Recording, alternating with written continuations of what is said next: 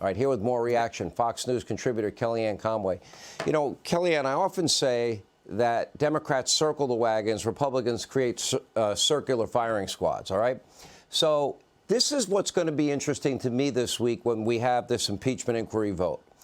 Will Democrats that maybe don't want Joe Biden to be their candidate in 2024, do you see them maybe using this as an opportunity to vote with Republicans to slowly push Joe off the ticket?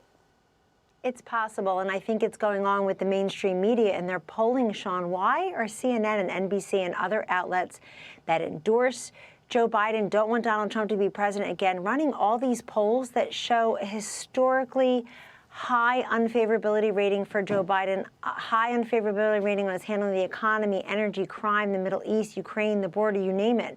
So I think these Democrats in Congress, either through their silence, which should be seen as acquiescence, or they're voting with Republicans to move forward on an impeachment inquiry, are answering your question for you. They're taking the advice of people like me who tell Democrats all the time, if I were a Democrat, I'd roll the dice, get rid of Biden and Harris, and just take my chances because they're going to ruin the future of the party. You know, Sean, if there's nothing to see there, if there's truly no evidence, the Democrats should welcome the inquiry. Maybe it would help Joe Biden in the polls. They'd see him as a victim. They'd see him as put upon. They can say it's a partisan witch hunt. They know Joe Biden has very little, if any, political currency going into this impeachment inquiry. And they know this is a White House that has stonewalled and is non-compliant with the simplest of subpoenas. And that's why I think you're going to see Democrats come forward. They should come forward, Sean. And they should say, with dignity and transparency, I want the White House to at least comply with an inquiry. Sean, we lived through conclusions in search of evidence, all during the Trump candidacy, presidency, and frankly, post-presidency. There is Russia collusion. We will find it sometime, somewhere. They still haven't. Years later, we have more Russia collusion, more Ukrainian collusion with the Bidens than we do with Trump. So if they don't fear, if there's nothing to fear, go for it. I think Biden is in such deep trouble, though, in all of this polling. For the Wall Street Journal poll to have Trump beating him for the first time in its poll, for Trump to be beating Biden on 22%, by 22% on people who say the economy is the #1 issue to them, that spans all demographic and geographic groups.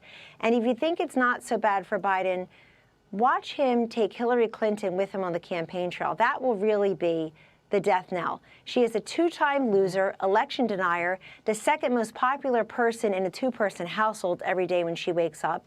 And in 2022, one or two candidates wanted her with them. Kathy Hochul in New York, I think, he wants Barack Obama by his side. He's going to get the cheap version of that, Hillary Clinton. All right, let me ask you this. So as we go into 2024, you know, the old saying, are you better off than you were 4 years ago? That will be a question next year. I honestly, and I'm being objective as I cannot think of a single policy success. Any policy that has benefited the American people of Joe Biden. That's number one. Number two, if you look at Joe Biden, and I think this is interesting, I can't think of a single public event, Kellyanne, not one, where he has not had some cognitive incident. Either he mumbles, he bumbles, he fumbles, you can't understand him, he's, you know, incomprehensible. Or something like what happened, and I'll read it to you, I'll put it up on the screen again, verbatim, because you can't make this up. In case you missed it, you know, over $1 billion, 300 million, trillion, $300 million. Okay. I don't have an abacus like Joe does. I actually have a real computer. You know, it's actually on my phone, a calculator. And all right, how does he get away with that day after day, week after week, and nobody in the media seems to care? By the way, he doesn't. Get away who with cares? Hey, Sean, who cares what the media thinks and does and covers and lies about when the people themselves are telling pollsters right, left, and center, this guy's got to go. They have no faith in him whatsoever. There's not a single issue where Joe Biden is more approved than disapproved in his handling on the issue. You name the issue. And these are public events where he has teleprompters. You're showing it right there.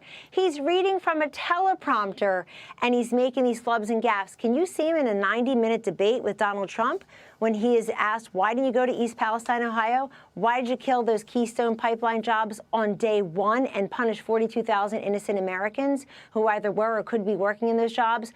Why did you chaotically pull out of Afghanistan in August of 2021? Why did you do this, that, and the other in Ukraine, in the Middle East, at the border? Why are you letting 9 million people through? How in the world is he going to have the agility and the acuity and the ability to actually do that without a teleprompter on his own defending his record? I don't think he's getting away with a thing. I think the Democratic Party long-term is in a very bad place by just hanging on to Biden and to Harris. Sean, what you see in the polls now, it's how people are going to vote a year from now, I promise you, less than a year from now, because things aren't going to change. They're worried about their own economic anxiety. They stopped worrying about his acuity and his health. They're worried about their own economic wherewithal. Last point, these new CNN polls, 9% of people under the age of 45 in Michigan and Georgia said that Joe Biden is the kind of president that aligns with their policy positions. Young over people. Over $1 billion, 300 million, trillion, $300 million. Dr. Seuss lives and breathes in Joe Biden. I don't know. I mean, I think he'd get a big applause in kindergarten for knowing all those big words. We all love a yellow Kellyanne, school bus. You got it. We love having you. Thank you.